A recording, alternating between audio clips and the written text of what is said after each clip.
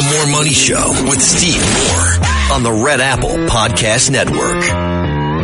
Hello, folks. This is Steve Moore. This is the More Money Show. That, of course, is the More Money theme song, Money by the Beatles. And we always play that because we have this show because we want you to make more money.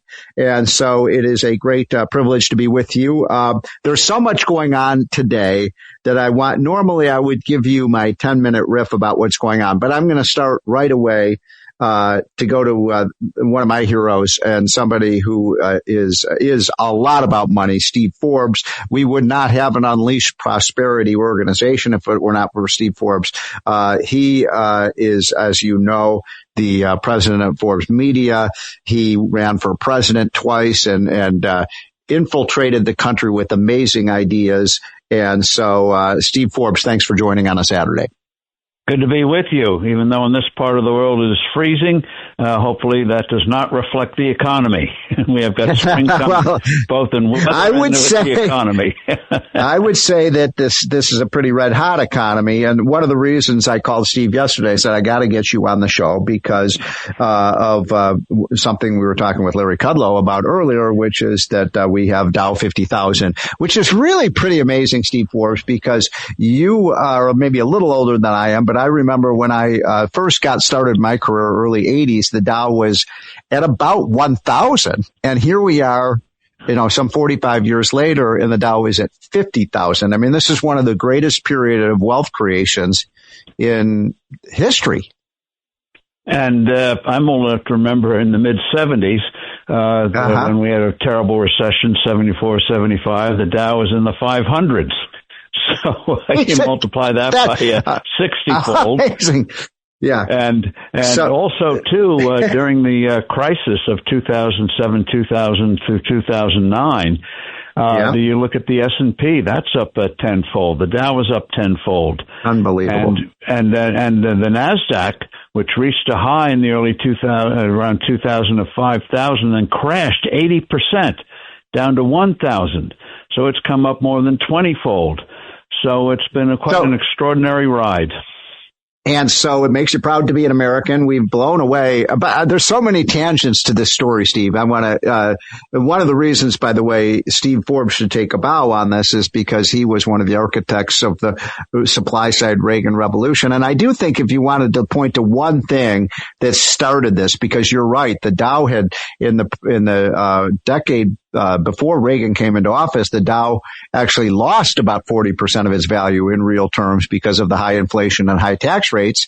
And then, as Arthur Laffer would say, the clouds dispersed, the sun came out, and God gave America Ronald Reagan. And of course, the Reagan tax cuts, along with the Volcker conquering of inflation, I would say those were the two key events that really launched this rocket ship of the American economy. And that's one thing to keep in mind with the great Reagan tax cuts that got the top rate, as you recall, from 70% down to as low as 28%. Amazing. Was imitated, not on that scale, but 50 other countries slashed their tax rates as well. So we had a great global boom right through until the early 21st century. And one of the things I hope that is going to be done in the next few months is another tax bill where we cut income tax rates explicitly, cut the corporate rate down to 15, which President Trump had wanted to do in the first round, and cut the capital gains tax to 10 or 15%. You get some real rate cuts like that. The first bill passed last year. The big thing was preventing a massive tax increase, and then we got some other good things put in there, like instant expensing, factories and tips and everything else. But now we got to go for another big one to make sure this economy lasts, and that also gets to Kevin Warsh at the Federal Reserve, getting that institution, terribly managed, not managed institution, but with a fundamentally flawed view of the world that good times cause inflation. Got to change that attitude because we've got currency crises that are brewing all around the world, massive debt all around the world. And by the way, while you got me on a rant, one of the things that we're paying a price for now, are going to be paying more of a price, is the zero interest rate policy that Ben Bernanke and other central banks around the world, led by the Fed, brought in, that led to massive increases in debt because the money was free. It was like charging $10,000 to your credit card, and the next month's payment went down. So government debt ballooned. So we got big problems there, and we got to set a very good example here at home, like Reagan did in the 1980s. So I was, as you were reciting some of those statistics, I'm going to give you a few more, Steve.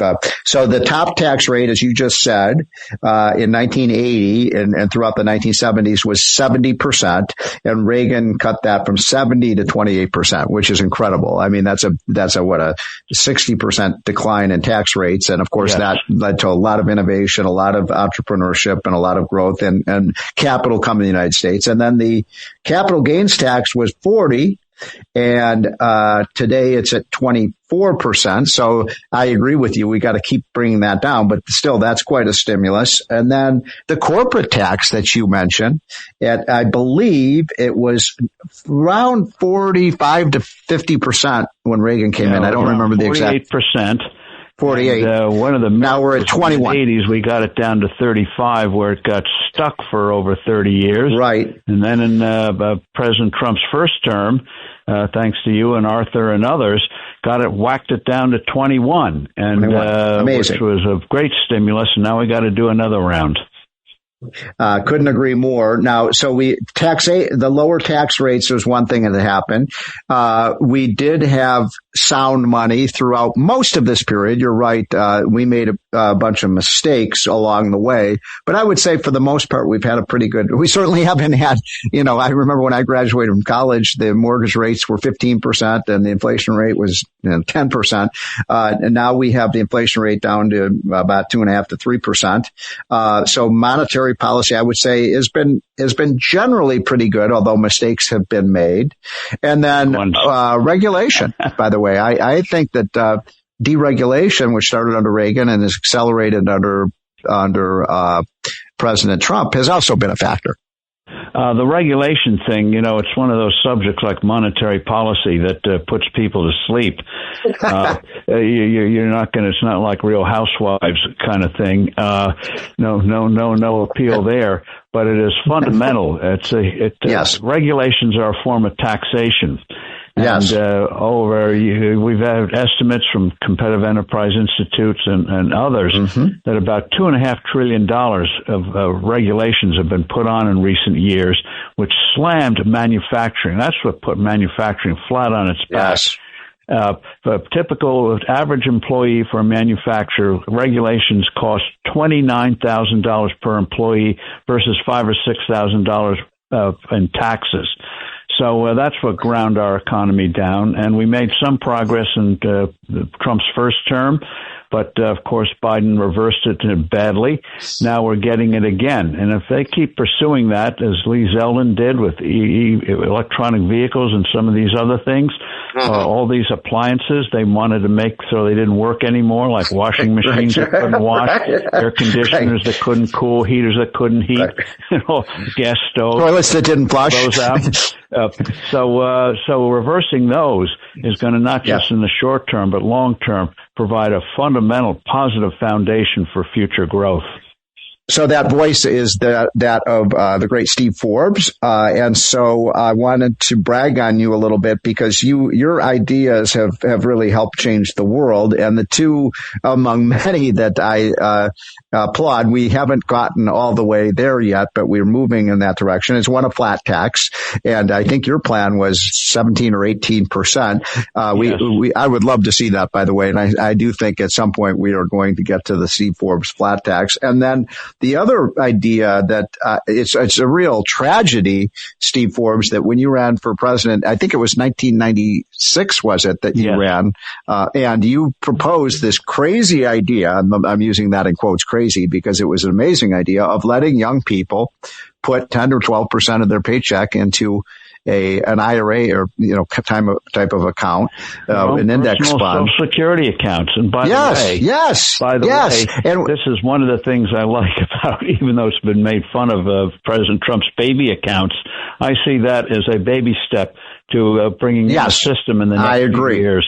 I agree. So if we had done your plan, Steve, because that's radical, and people, your friend Paul Krugman said, it's too risky. Remember, too risky to put the money in the stock market.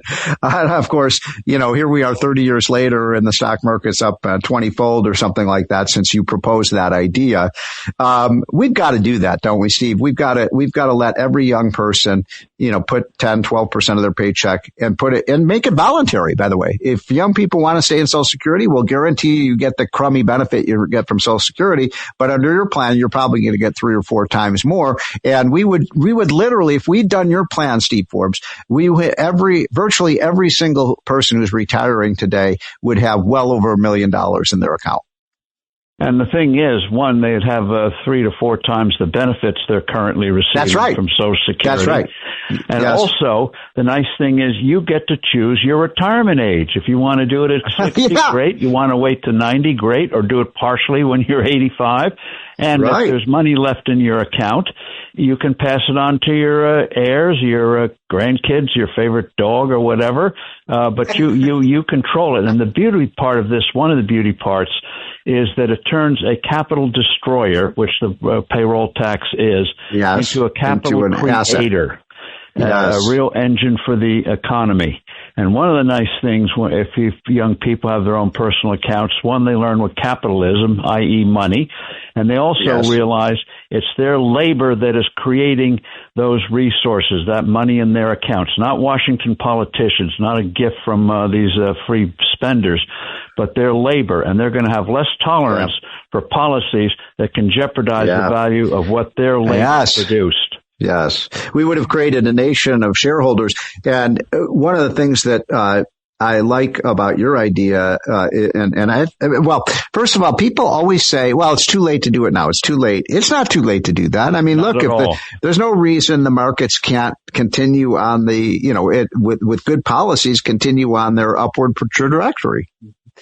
That's right. And again, even if people don't want to go in the stock market, over a lifetime, 40 years of working for 50 years, whatever.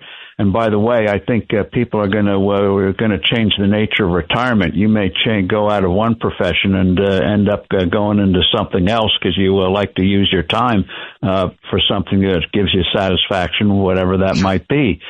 But the thing is that you have a much richer economy than you would before, and you get to choose your retirement age. And also, too, one of the things we propose, not to get too nerdy, is if you're married, you're a couple, is that half of the money you earn, half of the money in that account would go to your spouse's account, and vice versa. So if the union is severed, which sadly happens, there's no quarrel about who has what. That's already taken care of. So you don't have to worry about, the housewife taking care of the kids. What's it going to be in her account? Half of her spouse's, half of her husband's money will go into her account. So it's great all around, and people realize we estimate that creates things. We estimate that the average person could get a bigger benefit and pass on $1 million to their kids. This is something you can't do with Social Security. Steve Forbes, I know I pay you by the hour. Could I hold you over for one more segment? Yes, since overtime's not taxed, yes, you can. It's not taxed. All right, folks, this is the More Money Show. We're talking to Steve Forbes. He has very charitably agreed to come on for more because I want to ask him about the Fed. I want to ask him about the new Fed chairman coming in, who is somebody I very much like, and I want to see if Steve Forbes agrees with me about Kevin, because I think he's going to be fantastic. We'll be right back, folks. This is the More Money Show. The More Money Show with Steve Moore on the Red Apple Podcast Network.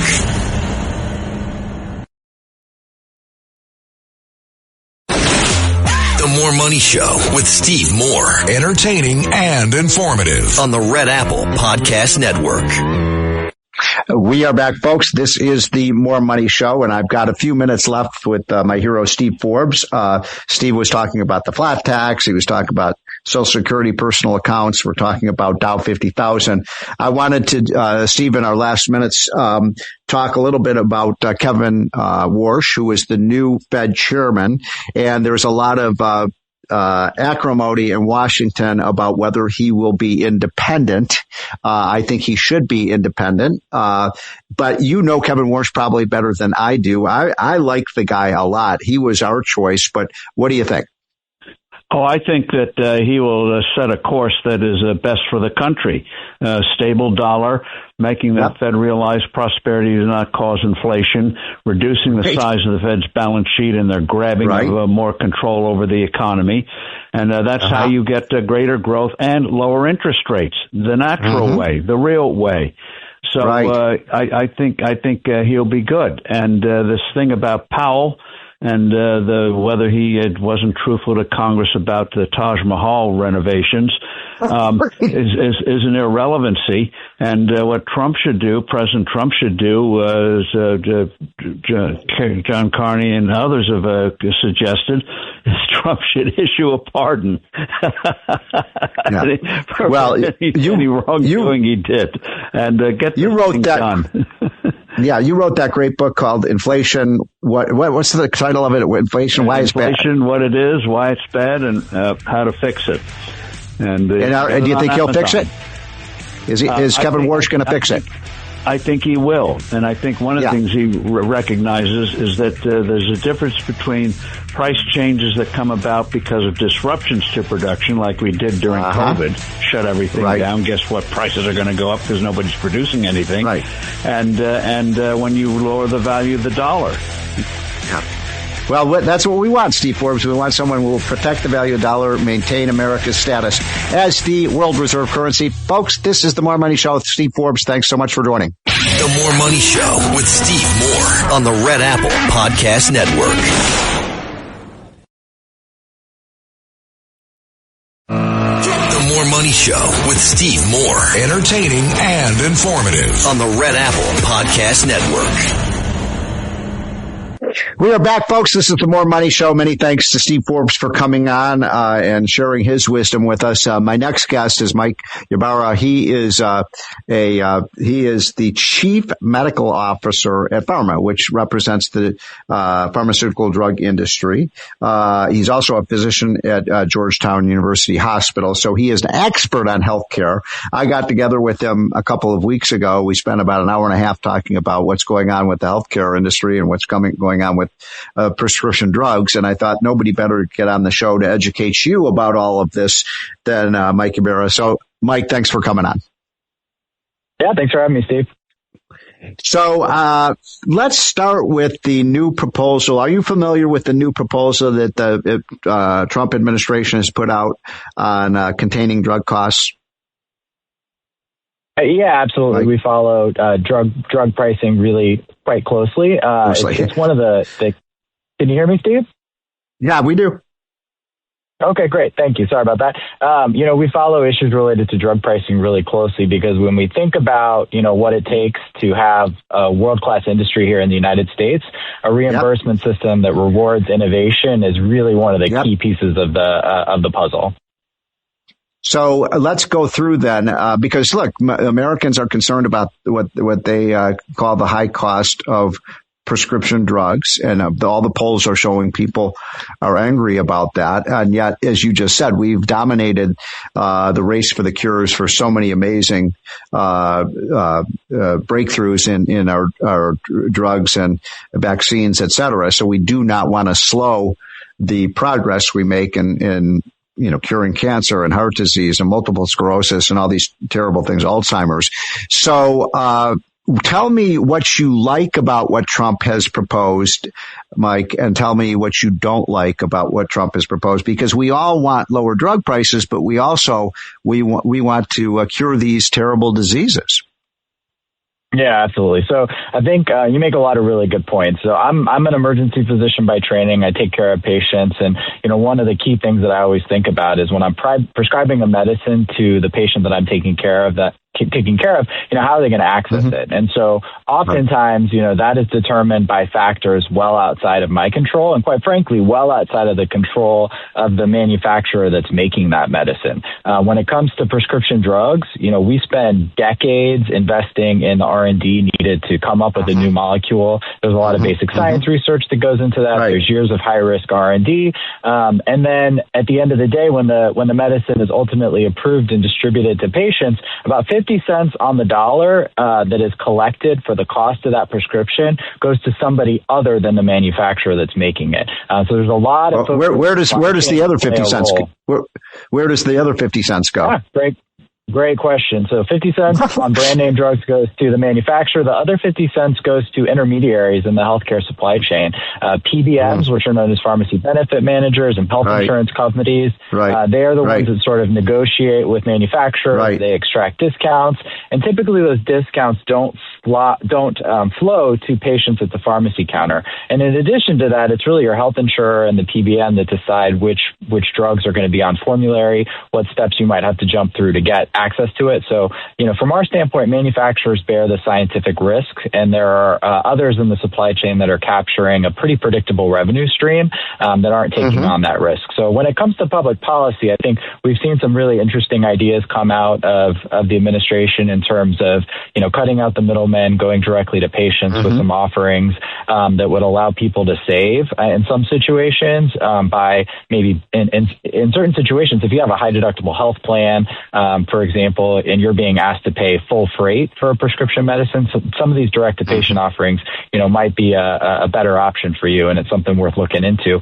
Quite frankly, it's something that I talk to patients about a lot. What patient assistance might be out there for the prescription that I'm prescribing. But then, there are other ideas. There are ideas like price controls that we have a lot of concerns with, because we really believe that there is so much risk that goes into inventing new medicines.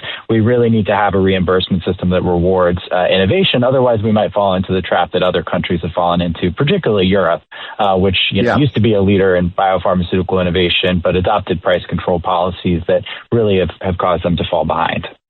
Well, people complain about, quote, the high price of prescription drugs. On the other hand, anyone who has cancer or anyone who has some of these terrible diseases, there's almost no amount of money they wouldn't pay to be able to have a cure or something to alleviate the pain and suffering from these terrible diseases. My niece has epilepsy, and it's just been a horrible disease for her, and there's no amount of money my sister wouldn't give to be able to have something that could cure her of that terrible disease. And so we don't want to slow down the race for the cure for these things. And price, I worry that if you put on these kind of price controls, you're going to really slow down medical innovation. And as you said, we've led the way for the last 50 years in almost every major innovation in prescription drugs. Yeah, absolutely.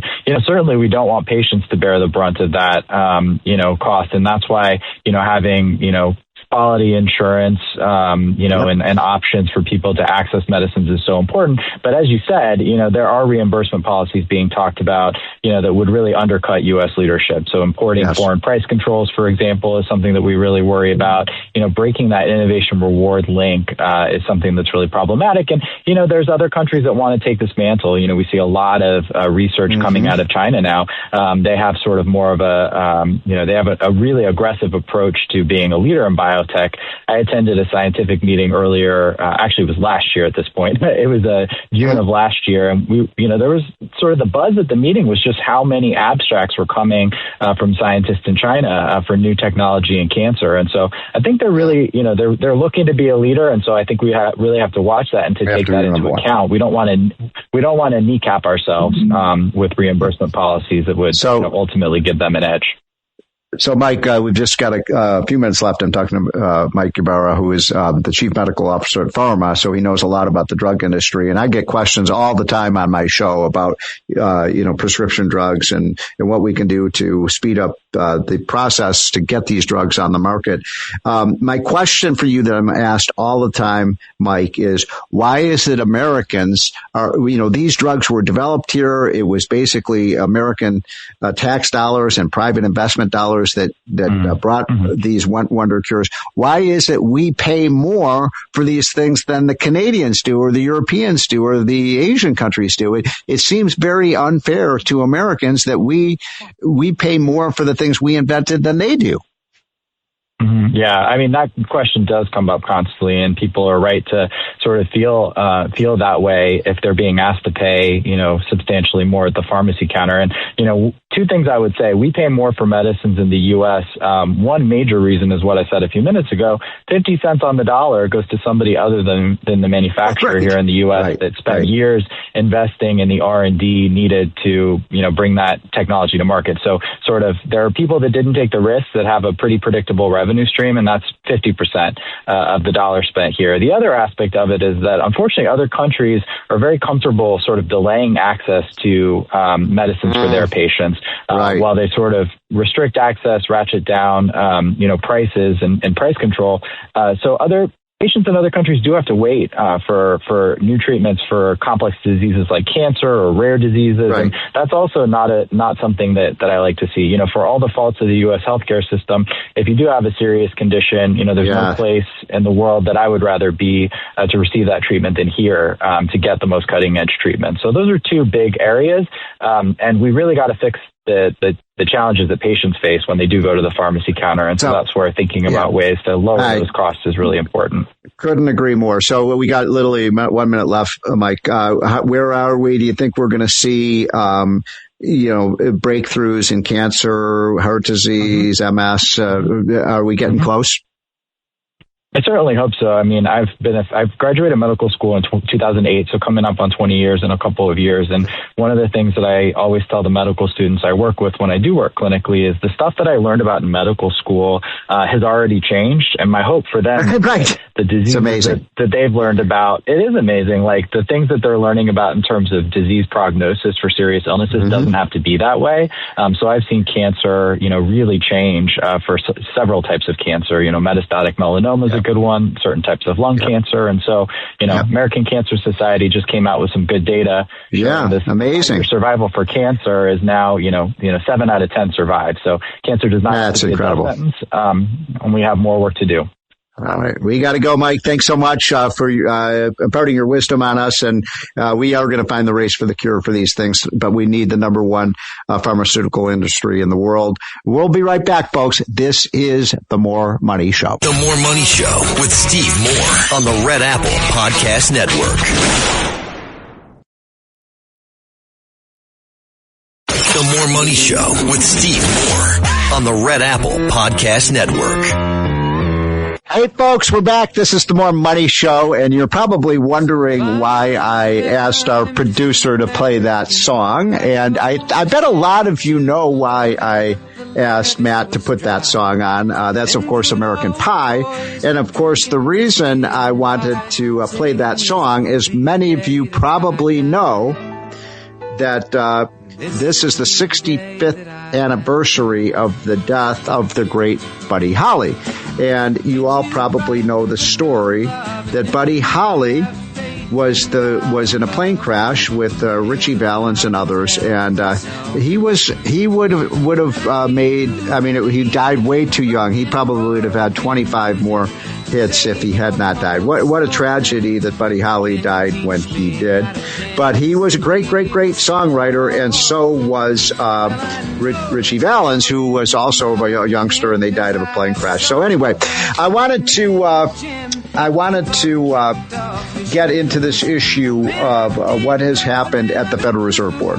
And I would love to tell you that I think that Kevin is going to be an amazing head of the Federal Reserve Board. He is someone that I've long known, and I think he is going to give us a strong dollar. I think he will be independent. I think he is going to crash into this idea of the idiot idea that economic growth causes inflation. No, economic growth does not cause inflation. Economic growth is what leads to prosperity. And when you increase the supply of goods and services, what happens to the price? It falls. In other words, if the economy produces more apples, then the price of apples will fall. It will not rise. And yet we have all these people at the Federal Reserve Board who somehow think, oh my God, there's too much economic growth. We have to slow it down. The economy is going to overheat. There is no such thing, by the way, as an economy overheating. There's certainly a lot to be said about an economy that is underheating. And that was the case certainly under Joe Biden, where we didn't have any growth, where we didn't have virtually any increase in the supply of services, but we saw prices surge because of his, I would argue, idiotic policies that grew the government, but did not grow the private sector of the economy. And all wealth comes from private entrepreneurs and private businesses and private workers. Now, I'm not saying we don't need government. We do need government, but we don't need it nearly as much as we have right now. In other words, I would argue we could have cut our government in half in Washington. I would argue for those who are living in New York City, and I know that our flagship station, WABC, you mostly live in or around New York. New York could probably cut its budget in half. And I know that when you listen to the new mayor, Mandami, of New York City, he said earlier this week that he could not find anything to cut. And they have a $10 billion budget deficit, but there's nothing to cut out of their $100 billion budget. And I'm like, wait a minute, hold on. New York City spends roughly twice as much as the average city does. Twice as much per person. I know it's a big city with 7 million people, but I'm saying even if you adjust that per capita, New York is spending almost twice as much as Kansas City or Houston or San Antonio or Miami or Tampa. Why? I don't think the services are twice as good in New York City. In fact, as someone who goes to New York City a lot, I would make the case that New York City probably has worse services in many cases. I mean, the schools, do you think the schools are twice as good as they are in, say, Florida? Or they're not. They are not. And the reading scores and test scores tell us this. And so my point is, inflation is a result of too big government. And the way to get rid of too big government is to start slashing. And I want to do a little shout out to the Republicans in Congress, because by the way, I criticize them all the time. I criticize Democrats and Republicans, both, because I'm an equal party agitator. I'm nonpartisan in that regard. But the Republicans did something they haven't done in a long time. They passed all the appropriations bills. Usually we get these big, massive, continuing resolutions that just say, put government on automatic pilot. We're just going to spend what we did last year plus 5 or 6 or 7 or 8 or 9, 10%. And the government just rolls on like a big boulder rolling down a hill, or in this case, a big snowball rolling down a hill that snowballs bigger and bigger and bigger and bigger until it becomes a boulder. That's the story of our government today. And so when we get back to Kevin Warsh, who is going to be the next chairman of the Federal Reserve, his job is to do 3 things. Number one, he has to maintain the stability of the dollar. Why do we have it? Go back to to Economics 100. Go back to thousands of years ago, why currencies were created. We create a currency, and people hold the currency because they want a means of exchange, and they want something that is also a store of value. Remember this from Economics 100. Well, when you have a currency that's rolling out of control, take, for example, the peso, nobody's going to hold on to pesos because they keep getting less and less and less valuable. And so you have to have a dollar that maintains its value and retains its status as the world reserve currency, because we are so benefit from that. And Kevin Warsh understands that. And by the way, Trump wants lower interest rates. I don't really care so much about the federal reserve interest rate as I do what happens to inflation, because I guarantee you, if we can get inflation down to the 2% target and we're headed in that direction, then interest rates will come down. Let me say that again. The best way to bring interest rates down is to stop the stampede of inflation that we saw under Joe Biden. And we will see that. And once we get to the stable dollar, we will see reductions in mortgage rates and the 10-year Treasury bill, et cetera. So, Mr. President, great choice picking Kevin Warsh. I think he will be a sensational pick. The last thing I wanted to bring up before we take our break is that the Census Bureau data are showing that costs in these blue states like New York, New Jersey, Connecticut, Illinois, California, oftentimes are 50 to 100% higher than they are. Utility bills are higher. Gas prices are higher. Housing prices are higher.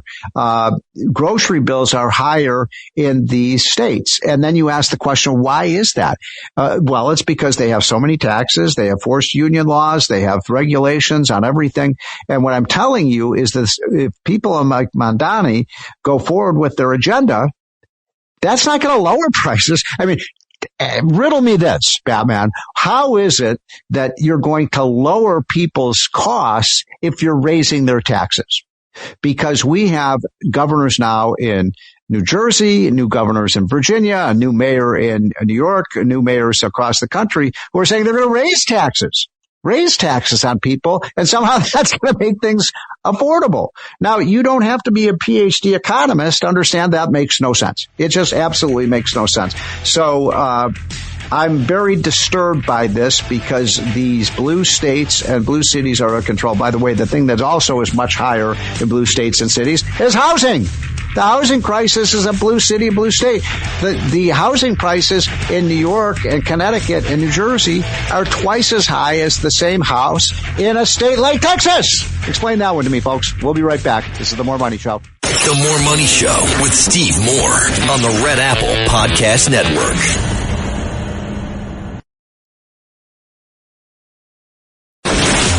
The More Money Show with Steve Moore. Entertaining and informative on the Red Apple Podcast Network.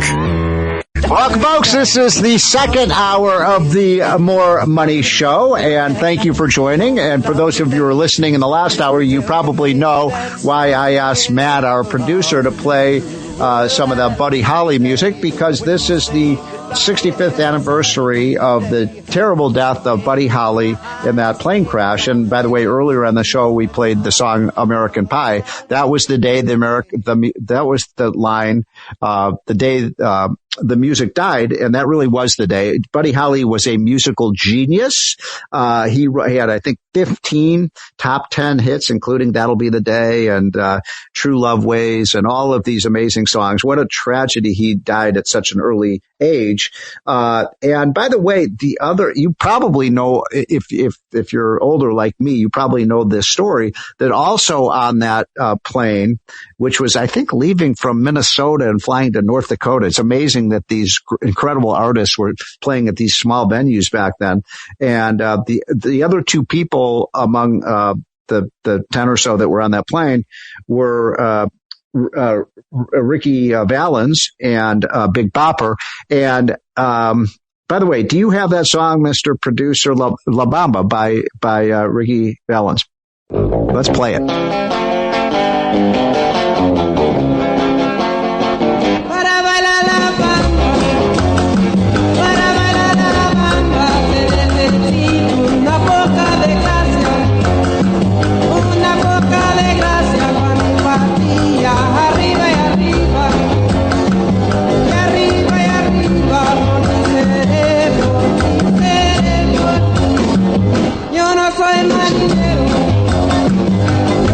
So if you're wondering why I'm kind of playing this music, is obviously because it is the anniversary of their terrible death. And by the way, today is the anniversary of the funeral of Buddy Holly. But that, of course, was Richie Valens. I brought up that music because I was talking on Larry Kudlow's show earlier today. What has happened to music in America today? I mean, seriously, what is wrong with American music? You had that was music from the late 50s. And of course, then we had the 60s, which was an incredible era for music. I mean, you had the Beatles, you had the Rolling Stones, you had the Beach Boys, you had the Who, you had all incredible groups, Diana Ross and the Supremes, the Motown, all of this incredible music that is timeless, that they'll be playing 200 years from now. And then you listen to this crap. I mean, crap that is coming out today, that is nowhere near the music of 60 years ago. It's the most amazing thing to me that music has been in such a slump for so long. And so I bring this up because Bad Bunny, if you've heard of Bad Bunny, he is going to be playing at the halftime of the Super Bowl. And his music is pretty horrible. And so I know this because my kids were over the other night and they turned on the stereo and they were playing this music. And I said, this is horrible. What is this? And they said, oh, this is Bad Bunny. And it sounded like, it just sounded like somebody taking, nails on a chalkboard. And so, I don't understand it. I don't understand why the music is so bad. By the Grammys, I listened to I watched a very little bit of the Grammys, which was last weekend, and every single song was terrible. Every single song. And they spent all of the time on the Grammy show trashing Donald Trump. And I'm like, wait a minute. Maybe you artists, instead of trashing Donald Trump, why don't you make some good music? Why don't you try that on for size? So it's kind of depressing to me that we've seen such a slump in the music industry. And boy, would I like to see a new Paul McCartney or a new Buddy Holly. By the way, Buddy Holly, I did go to a Maroon 5 concert with my wife about 3 or 4 weeks ago. It was fantastic. Maroon 5 makes beautiful music, but they're all too rare in this day and age. Okay, when we get back, we are going to be talking to some folks who are very involved in the Trump agenda.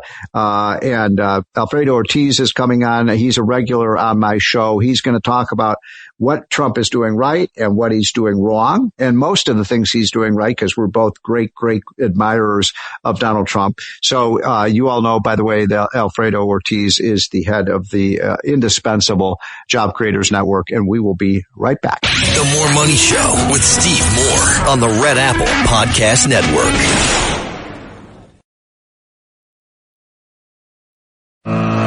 More Money Show with Steve Moore. Entertaining and informative on the Red Apple Podcast Network.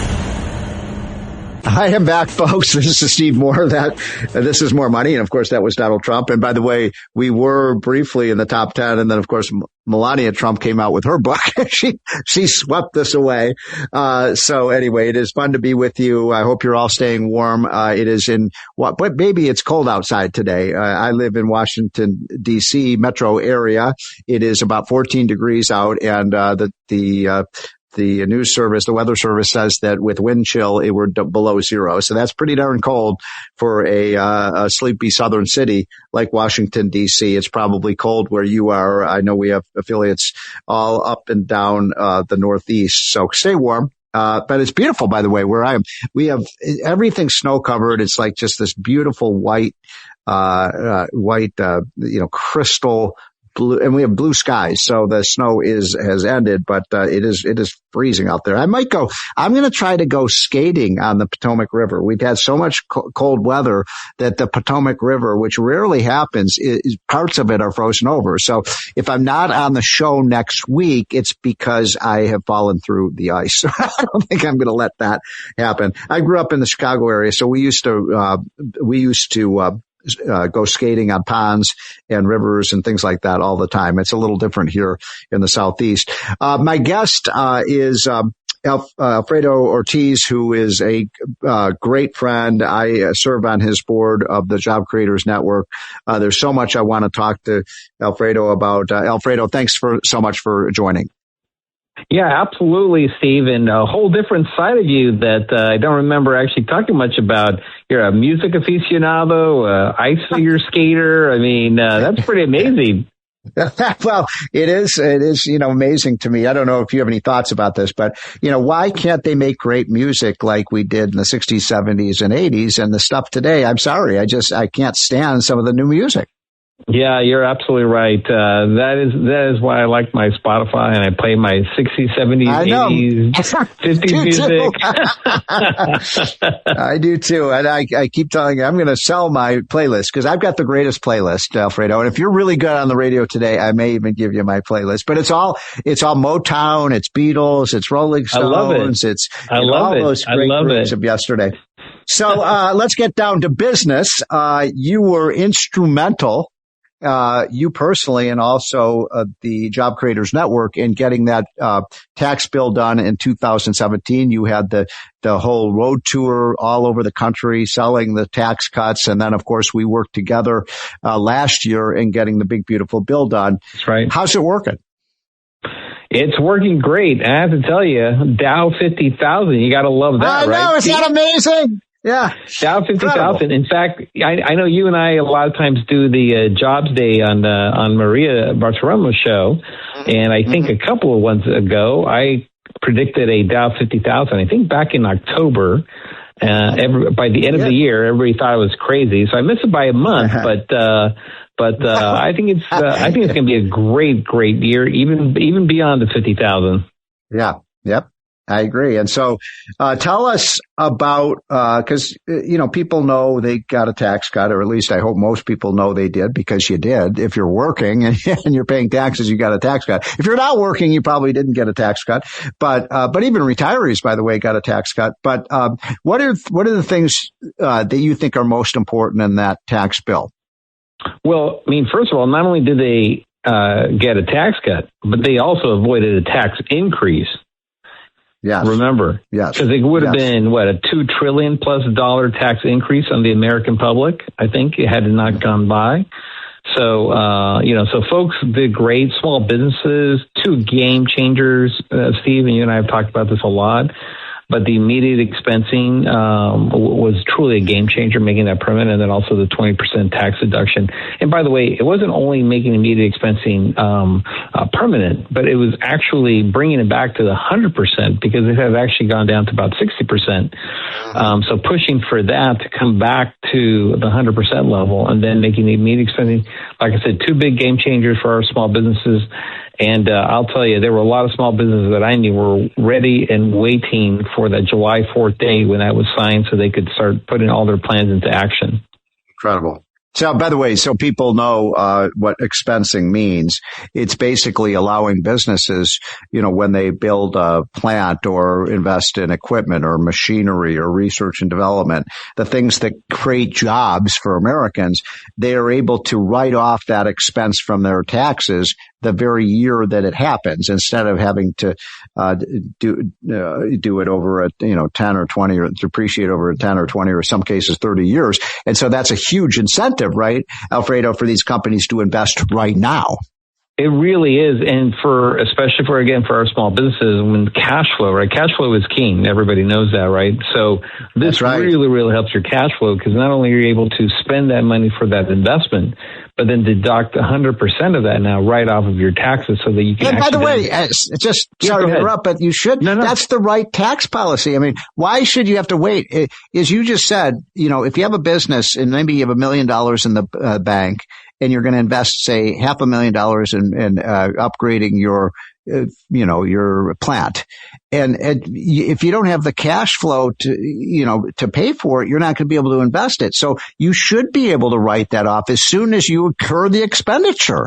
That's right. And Steve, remember that we're also still in this environment where interest rates are still, unfortunately, thanks to Powell, they're still artificially high, right? At least by about 2 basis points. And so this actually, at least from a cash flow perspective, allows our small businesses, to get it. Because again, also, by the way, they are still having a hard time accessing credit. So accessing credit at a higher rate, makes it so that businesses can invest, especially our small businesses. So this was huge because from a cash flow perspective, it allowed those businesses to make those investments, and they're hiring people and they're putting great Americans to work. And I think it's just going to be a booming economy in 2026. I think 4 or 5% consistently per quarter for GDP is not out of the question. So I'm talking to Alfredo Ortiz, who runs the Job Creators Network, which is one of the most important organizations representing the interests of small and medium-sized businesses. And Alfredo, you do an amazing job. And for full disclosure, I serve on Alfredo's board because I believe so much in the mission of what you do and the fact that you're so effective in doing it. And by the way, how do people find out more? Because we have a lot of businessmen and women who listen to this show. If they want to become members, how do they do it?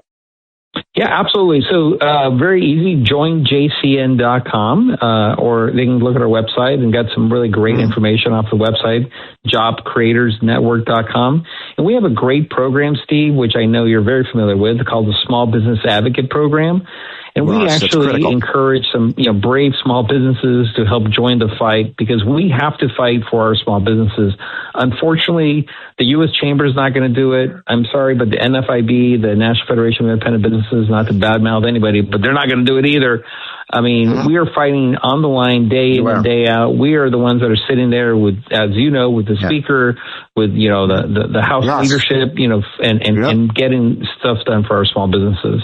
Yeah, well, what you do is the blocking and tackling, right? Yeah. And that's key. Yeah. You can't score touchdowns if you don't have somebody blocking and tackling. Exactly. And you are so good at that. So I'm a big believer in that. By the way, folks, at the bottom of the hour, I will start taking your calls. This is live, in color radio. And so just to remind you, if you have any thoughts or questions or comments about any of the stuff we've been talking about, please call in at 1-800-848-9222. That's 1-800-848-9222 is the More Money hotline. So we have the tax cut passed. You talk to small businessmen and women all of the time. One of the things that has been, I think, somewhat perplexing to me, Alfredo, is that we have all the signs on the economy are so positive right now. We've got declining inflation. We've got good business profits. We've got, a lot of businesses looking for workers who have the skills that they need to expand. You've got, as you just said, 4 to 5% economic growth. These are blockbuster numbers. And yet, if you look at the opinion polls, Alfredo, Republicans are underwater on the economy, even though it's a booming economy. Some of that is just half the population just doesn't like Donald Trump.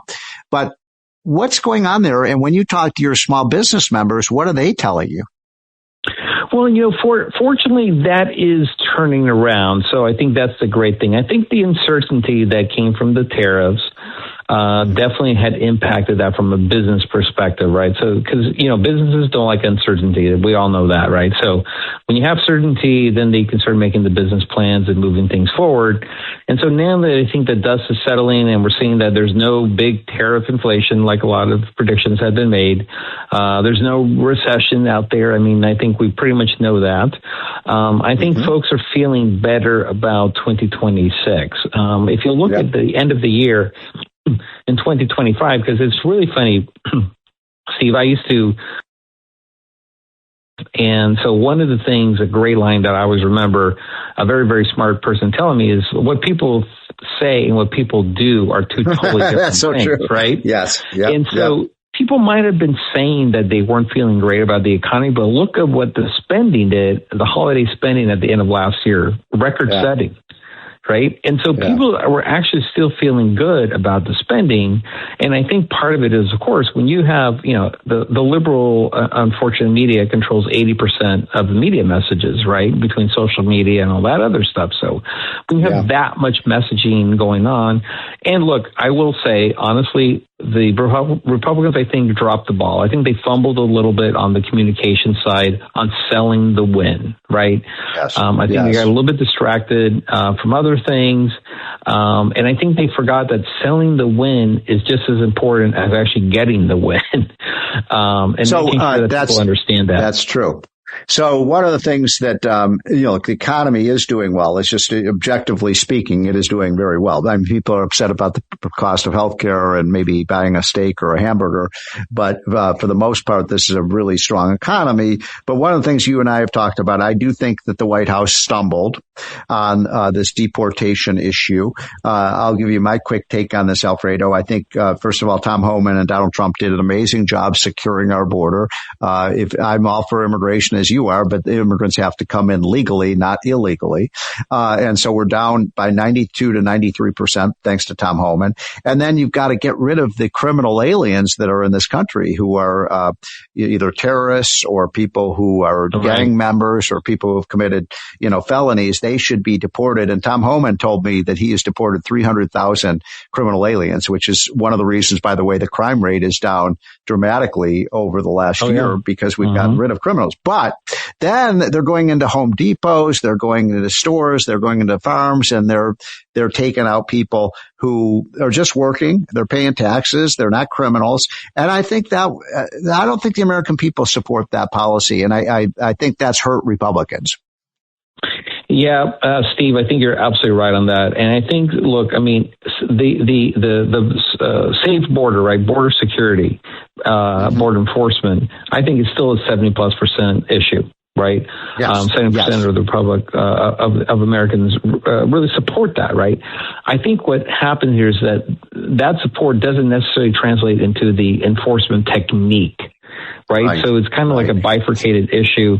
Give us a secure border, but we don't want to see the sausage making, right? At the end of the day, the average American never wants to see the sausage making. The problem is they're seeing the sausage making, how to actually get and enforce the techniques, right on their screens. And of course, CNN blows it up and blows it out of proportion. Yeah, of course. But again, another communications fumble here, I think, by the Republicans is, for example, when those raids happen, for example, and I've kind of mentioned this to folks as an idea, right? But let's embed a communications person with those, with the ICE agents, so that there's actually somebody there that can face the cameras, that can be in front of people that say, look, let me tell you the people that were going in and picking up. These are the big bad hombres, right, that the president, that's right. That actually promised, and this is what we're doing, right, highlighting those at the moment that it's happening. Because guess what? At the White House press conference, it's too late, right? That's already played out. And if it's 12 hours after or 6 hours after, in this media cycle, that's an eternity, right? That's an eternity. It needs to happen at the point of actually interaction, kind of a POI kind of thing. And so I would say let's embed, they have billions of dollars, honestly, with Homeland Security to do this enforcement. Add that one additional layer so that there is actually a spokesperson there at every single one of these talking about exactly who they're going in and raiding. But again, also, I think there is an issue, and we've got to figure out some way, because at the end of the day, Stephen, and you're probably going to get a couple of calls from folks who are big Trump supporters and say, no, we should, all 20 million illegals are criminals, right? That would be crazy. In my opinion, it would be crazy. Yeah. Right. I mean, our economy couldn't function. Right, exactly. But they're going to say that, right? And say we need to deport everybody, right? So our side kind of, you have both of these things going on, right? Both of those voices going on. But I think reality is yes, if you took 20 million people out, I think the economy would come to a grinding halt. Inflation would go skyrocketing. Now, Alfredo, what do you think about we've got just about a minute and a half left. What do you think about, I like this idea by Maria Salazar. She's a congresswoman, Republican from the most Republican district, Hispanic district in Florida, the Republicans hold. And she basically wants something called the Dignity Act, which is that if you've been in the country, if you've been paying taxes, if you're working, you have a job, if you haven't gone on welfare, you pay a fine of up to $6,000 to $7,000. You are allowed to stay, but there is no path to citizenship as a penalty for you coming in illegally. I like that idea. I wonder what you think. Yeah, no, I actually have a little bit of a twist on that as well. So because I've spoken to literally at this point probably hundreds of employers that actually have employed illegal aliens, and they realize that they've been doing something wrong, criminal from that perspective, right? That's just reality. Right. But I said, okay, guys, So we can't just walk away and turn a blind eye. So what if we charge you basically a penalty, a one-time penalty for doing that, right? Right. And then a fee per each of those employees that you want to keep that are illegals, that have no criminal record whatsoever. And let's go ahead and put, each one of those ICE agents can actually on the spot do a registration of each one of these biometrics. For example, everybody has gone through TSA, the clear, give those give people a mobile tablet that allows that registration, and then allow them a 3-year work authorization. But at least we know where every single one of these people are. So that's my kind of twist on Maria's. I like it, Alfredo. I think it's a great idea. That's Alfredo Ortiz. He is the Chief Executive Officer of the Job Creators Network, a good friend and a wise man. I think Trump would be very wise to listen to his advice on immigration. And by the way, that tax cut might not have happened if it were not for JCN. Folks, we'll be taking your calls when we come back. 1-800-848-9222, 1-800-848-WABC when we come right back. The More Money Show with Steve Moore on the Red Apple Podcast Network. The More Money Show with Steve Moore on the Red Apple Podcast Network. We are back, folks. This is the More Money Show. I hope you're staying warm on this very, very frigid Saturday afternoon in all across the Northeast and even the Southeast where I am. The temperatures are pretty frigid here. We've got a 15-degree temperature with, when you include wind chill, we're at 0 or below. That's really uncommon. So much for global warming, by the way. And so I wanted to mention a few things that are, and we already have 3 or 4 people lined up on the phone line. So we will be getting to you in just a minute. So Robert and Andy and Steve, please hold on. And we have one line open if you'd like to call in on the More Money Hotline. Talk about any of this stuff we've been talking about, any of the current affairs things. That number, of course, for the More Money Hotline is 1-800-848-9222. I am looking at this economy, and I am perplexed, as I said earlier, why people are so down on the economy. Now, I understand housing is up in costs. Healthcare costs are up and some groceries are. And those are annoying to people, and they're angry about it. But, we're doing a big study looking at what's going on in the housing area. And, in fact, I'll be testifying before Congress next week on, high housing prices. And I'll just say a couple of things about this, and I'd like your observations if you want to call in on this too. As I said, we have 1 or 2 lines open. First of all, the value of American housing, is now, of all the houses in all of America are worth $55 trillion. $55 trillion.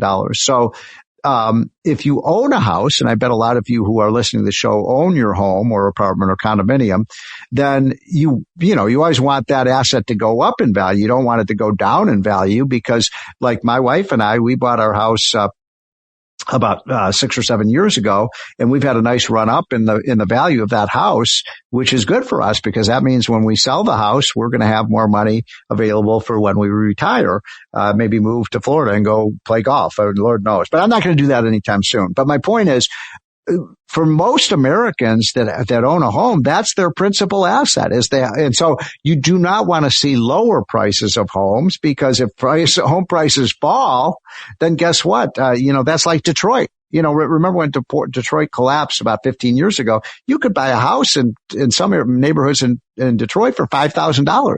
So people would own those homes. Their equity was just wiped out.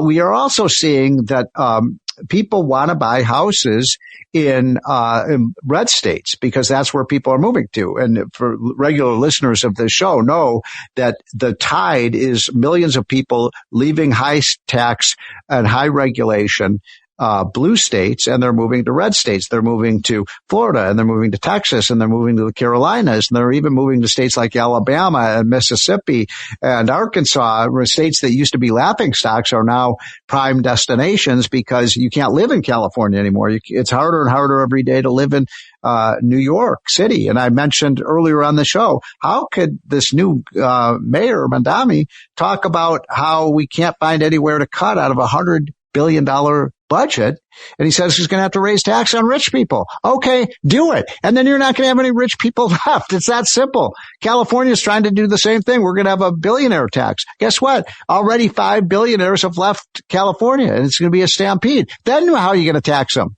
Gavin Newsom, how are you going to tax the people who've left your state? Because they don't owe taxes to you any longer.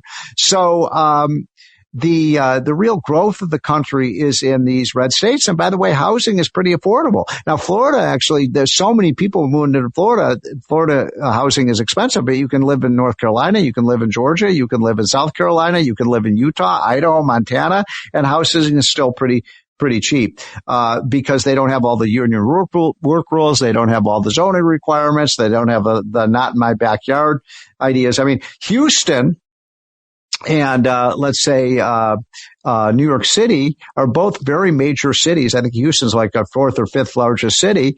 And they're both, big cities. And yet Houston's housing, you can buy a house in Houston for half the cost you can in New York. Why is that? Oh, maybe it's because of all the high taxes and stuff in these blue states. Okay. So I wanted to get that off my chest, because the way to bring down housing prices, get rid of the regulations. Let builders build. Let builders build new housing. We need new housing in this country. Oh, wait. Let us go to the phone lines. And our first caller, I believe, is Robert from New Jersey. That's right, Steve. Robert, what do you got for us, sir? Thank you for calling. You're welcome. Short and sweet. I thought there was no taxes on Social Security.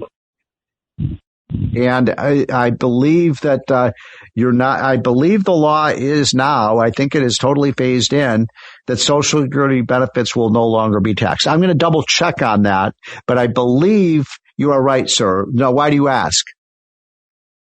Because I just talked to my accountant and I got banged because through the course of the year, I didn't pay taxes on the Social Security benefits that I got. Well, it may be, Robert, it might be that it doesn't kick in until 2026. I'm going to check on that. Great call. I'm going to get to the bottom of that one, Robert, because I don't know if this was starting on December 31st, January 1st of this year, or whether you got it for the second half of this year. I believe it's because most of these provisions kicked in January of 2026. I'm going to find out the answer to that, Robert. I'll get back to you. Let's go to Andy, who had a question about Doge. Steve, spoke to you a couple of months ago about Doge. I'm back on the Doge bandwagon. Look, the scandals that have been discovered by the specific departments are wonderful, but we're not getting enough PR benefit out of it. Right. In fact, we're providing fodder. These people that are finding the scandals are jackboot Nazis, etc. We have to implement Doge in the same fashion you implemented Sarbanes-Oxley. Get a retired partner from a CPA firm like Price Waterhouse and get him in there to do all the forensic work and get the notoriety from it. We need it before the next election.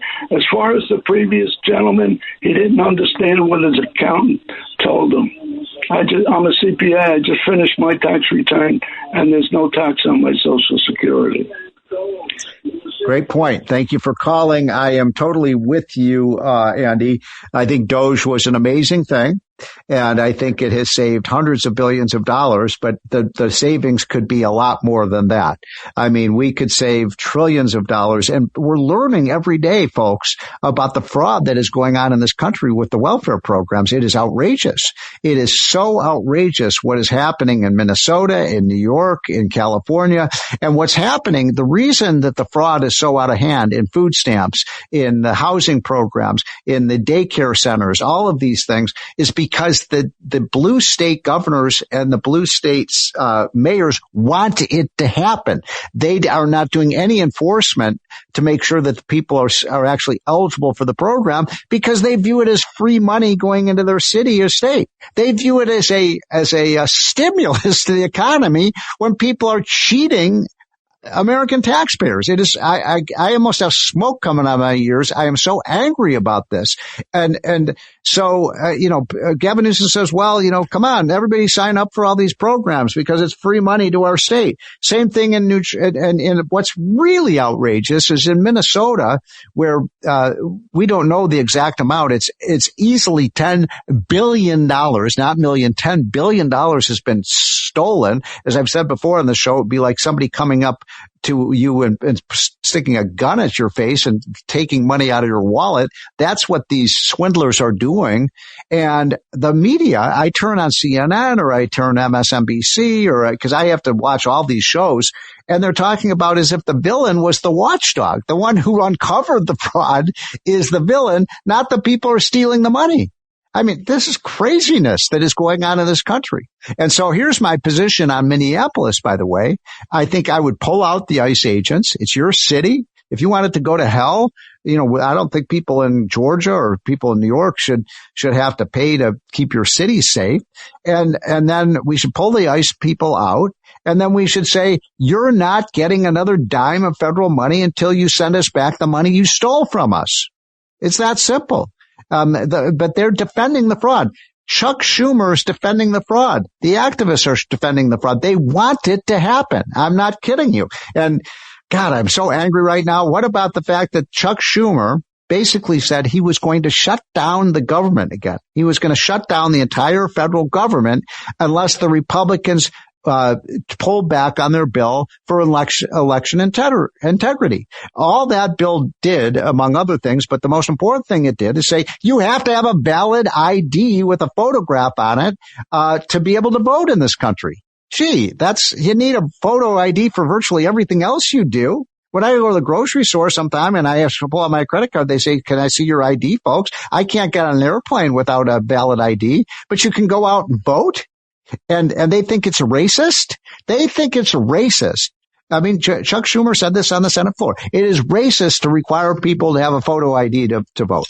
I mean, I think it's a racist thing for him to say, oh, minorities can't have a driver's license or don't have any kind of form of ID. Well, how did they get in the country then? Without an ID? Maybe they came in illegally.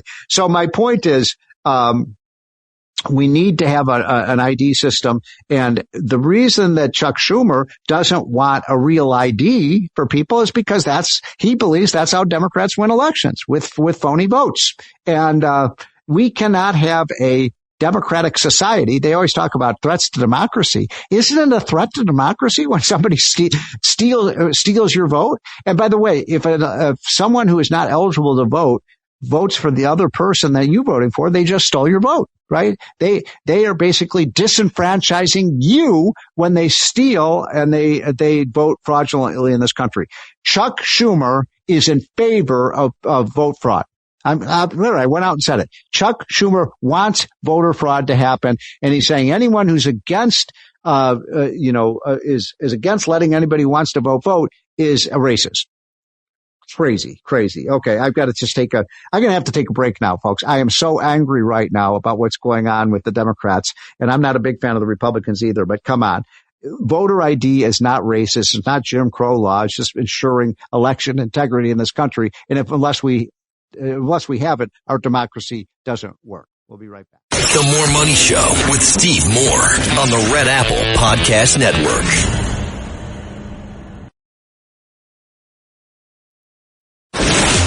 The More Money Show with Steve Moore. Entertaining and informative on the Red Apple Podcast Network.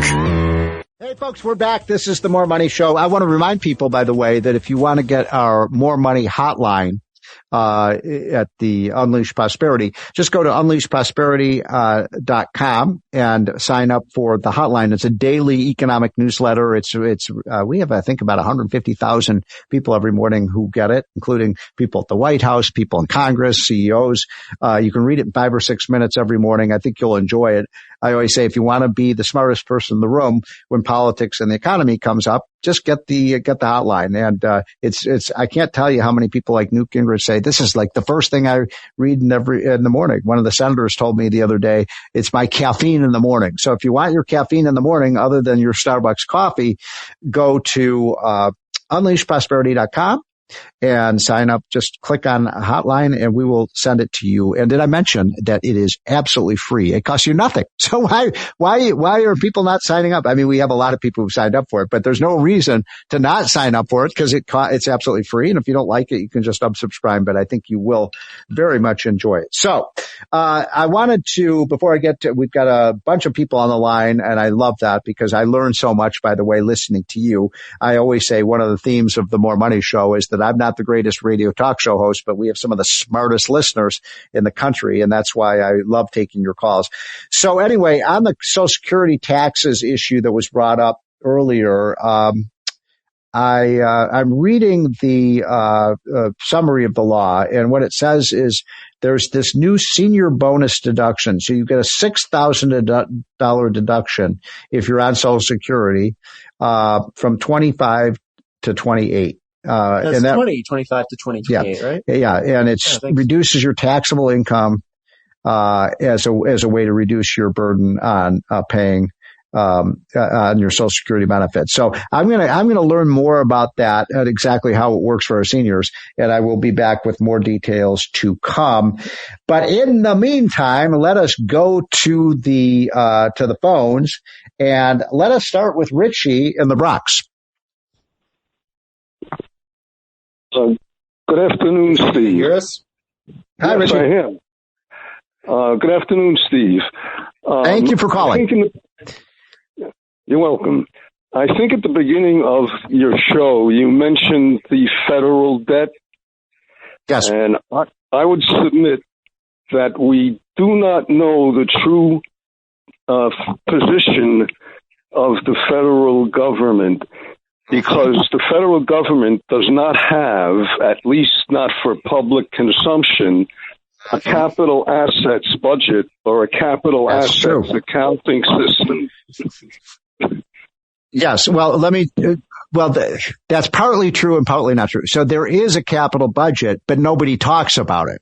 So when we talk about the budget deficit, we talk about the national debt, we're talking about it on a sort of cash flow basis. And that's not necessarily the way a business would do it. And so I think that is a bit of a problem with the way that we calculate the debt. But however you calculate it, by the way, it is a very, very big number. I mean, we've got the national debt on a cash flow basis at $40 trillion. Now, it's probably a little bit lower if you look at it on a capital budget basis like a business would do, but it's still a lot of money, Richie. I would submit that it's a lot lower because the government has funded in the past and continues to fund every year things like buildings, transportation infrastructure, office, motor vehicles, office furniture and fixtures, computers and computer programs, national parks, national forests, military installations. Yeah. Okay, Richie, that's a huge amount. Yes, you're correct. Usually amortize those things over their useful lives. Okay, Richie, let me respond to that. Thanks for calling in. You are right that we have assets, capital assets that are not being properly amortized over time, that are going to pay benefits over time. But on the other hand, we also have massive unfunded liabilities. For example, the unfunded liability in the Medicare program, the Social Security program are not accounted for in the budget. So if you did a capital budget like you're talking about, some of the things would be some of it would bring the budget deficit down, but you also have to account for these long-term liabilities, which is not counted in the national debt. And that's why some people say that the national debt could be more than 50 trillion, considering how much money we owe people. I haven't quite made up my mind on this, but my point is, however you carve this, however you cut it or carve it, we have a massive budget problem in Washington, and you got to do two things, folks, to solve that problem. Number one, we have to cut the fraud and the waste and the expenditures out of the budget that are needless. And that's probably 30 or 40% of the budget. And then the next thing we have to do is grow the economy. And Trump is doing that. The more people are working, the more companies that are profitable, the more people who are taken off of welfare, that reduces the deficit. So a growing economy is the best way to deal with our debt. Okay. Who is next? I believe we have Linda. Linda from Long Island. Linda, thanks for calling in. Hi, thank you very much.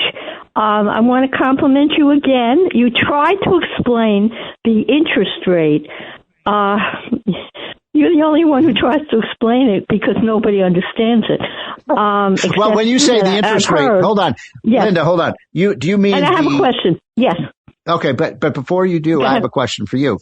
So, right. Linda, when you say explain the interest rate, you mean the interest rate, the federal funds rate? Do you mean the interest rate that the Federal Reserve set? Okay, I'm going to give you a 40-second summary of this because it is important. I'm so glad you brought this up.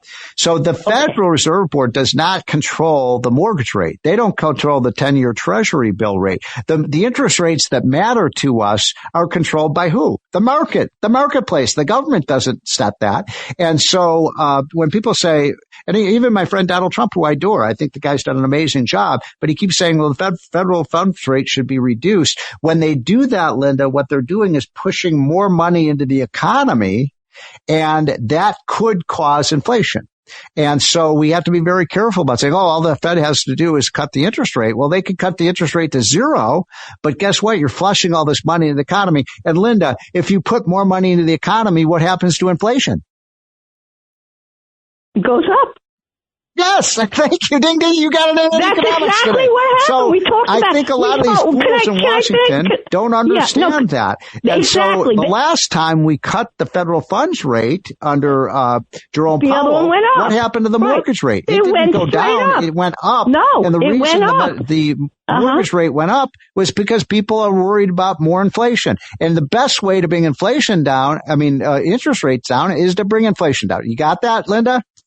Yeah, it's artificial. They're saying lower the interest rate. Well, every time they lower the interest rate, short term, the long term goes up. Yes. And the long term, and the long term is the one that makes decision on housing, housing and the whole real estate market. It's the higher rate, the long term. They don't care about the short term, so they're lowering the short term, which is hurting millions of people because they're losing money in all forms of banking and everything that normal average people put their money into, millions, and they're complaining about it, and it doesn't make any sense. You have Linda, it, but Linda, you are great. Linda, can I ask you a question? Thank you for calling in, Linda. This is the reason I take your calls, folks, because there's a lot of wisdom out there, and Linda's precisely right. And it's not all the time that the mortgage rate goes up when you cut the short-term rate, but oftentimes it does.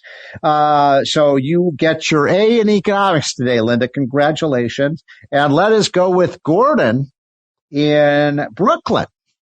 Yes, Steve. A great show as usual. Gordon, can I ask you a question? Gordon, hold on. Can I ask you a question, sir? Sure. Okay. I made an observation earlier on the show. I wonder if you agree with me or disagree with me. I think the music that's coming out today stinks. And I go back to I love the music, the 50s, the 60s, the 70s with great melodic music.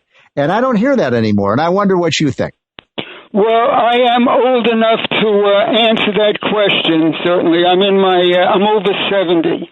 I can't speak for all types of music, but I would say that black music with Motown was greater than the black music today. Oh, I completely agree with you. I mean, the black artists of the 50s, 60s, and 70s, the Sam Cookes of the world and the Diana Ross and the Temptations. And oh my God, that was just the most incredible music. Of course, the Jackson 5. Anyway, I just wish we could make music like that, today. But anyway, I cut you off, sir. So go ahead with your question. Yes, I have an idea. My idea of why people are dissatisfied, despite a lot of good things that are happening or are due to happen in the economy. I think it's something simple, but I do not hear it addressed. It's true that the rate of inflation is coming down, but I think a lot of people expected the absolute prices of items to go down, not just inflation, but the cost of things expected to go down. Gordon, great call, great point. Again, this is why I take your calls, folks, because I just hear so much wisdom out of Americans all over the country who are not in politics. So you're exactly right, sir. You're exactly right. So even I make this mistake. I say we're going to bring prices down. We are not going to bring, by the way, we don't want to bring prices down. We don't want deflation. Deflation is what we had in the 1930s, where everything just shrunk in price. No businesses could make any money. Everybody got laid off. What we want is stable prices. We want to bring inflation down, not prices down. And I'm guilty of this myself. I do this all the time. I said, we're bringing prices down. No, we're not. We're not.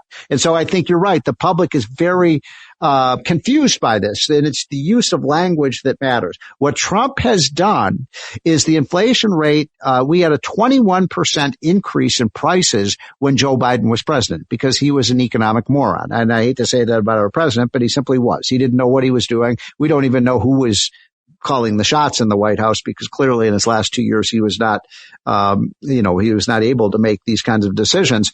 And how did the inflation come about? They massively spent and borrowed money, and they printed money. They printed trillions of dollars. By the way, Trump did this in his last year or two with COVID. They kept printing more and more money. And if you put more money out there, but you don't have an increase in supply of services, prices are going to go up. It's just as clear as, and predictable as the sun rising in the east and setting in the west. It always happens. And I'm surprised these politicians couldn't figure that out. And so that is why people are still angry. And if you are angry about prices, and I'm angry, my wife is angry, everybody's angry about how much things cost, the person you should be, there's two people you should blame. Jerome Powell, who runs the Federal Reserve, who allowed the inflation to get out of control, and Joe Biden, who lets prices go up to as high as 9% in 1 year. Remember that? 9% increase. We hadn't had that since Jimmy Carter was in office. So you are correct, sir. We have to stop talking about we're going to bring prices down and say we're going to create a stable, strong dollar. That's why we have the currency. And we want to make sure the dollar retains its status. And I'm here to tell you, folks, that I think Donald Trump made an excellent choice in Kevin, not Kevin Hassett. Kevin Hassett is going to stay at Kevin Warsh is going to be our next Fed chair, and I cannot think of anything better. By the way, one thing in my last 30 seconds, Kevin Warsh, if you're listening to the show, clean house at the Fed. We don't need 3,000 people in Washington dictating our monetary policy. We don't need 300 PhD economists. Get rid of them. They're going to try to undermine everything you did. These are the ones who said the economy is going to be in a recession under Trump, and we've got a booming economy right now. They are the gang that can't shoot straight. So get rid of them and cut the expenses of the Federal Reserve Board, because you know what? That would send a great signal to all the rest of the federal agencies. Folks, we've come to the end of the show. I'm exhausted. What a great time I had. I hope you did too. Let's get back to some good music, by the way, and let's get some great artists like we had in the 60s and 70s and 80s, and have a great weekend. And we'll be back same bat time, same bat channel on the More Money Show on WABC. Thanks for listening to More Money with Steve Moore. You can hear More Money with Steve Moore Saturday afternoons at 1. If you like the podcast, share it with your friends and listen anytime at WABCRadio.com and download the WABC Radio app. Hit that subscribe button on all major podcast platforms. Plus, follow WABC on social on Instagram, TikTok, Facebook, and X. See you next time for a new episode so you never have to wonder, what the heck is going on here?